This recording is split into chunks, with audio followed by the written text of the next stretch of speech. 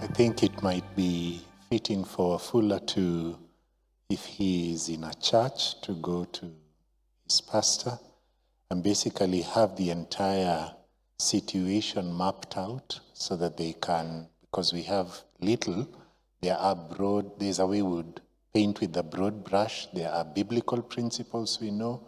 They are very clear. Romans 12 would very, very categorically say, repay no one evil for evil. No one is allowed to revenge. God says, vengeance is mine. He says he will repay. On the contrary, if our enemy is hungry, we give them food. If they are thirsty, we give them water.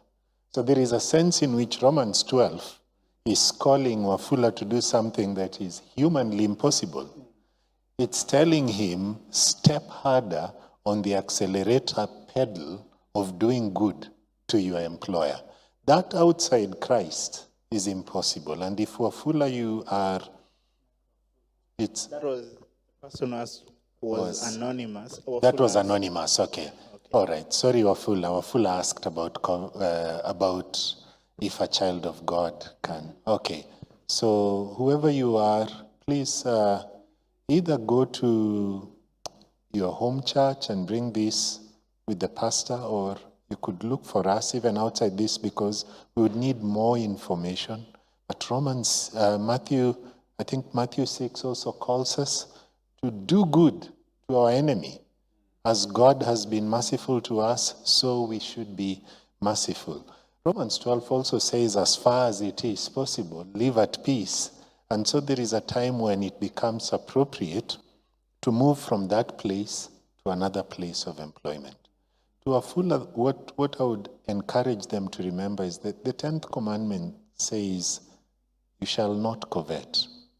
And for somebody to, in the name of God, be saying you should covet is a very serious thing. That person is telling you, sit on the seat of God and then tell God that if he was you, he would distribute wealth differently than he has done. It is such an insult to God that we tremble for such a preacher who says to people, go and break the 10th commandment. May the Lord have mercy on him and to a fuller find ways of respectfully bringing these things up with whoever is preaching them.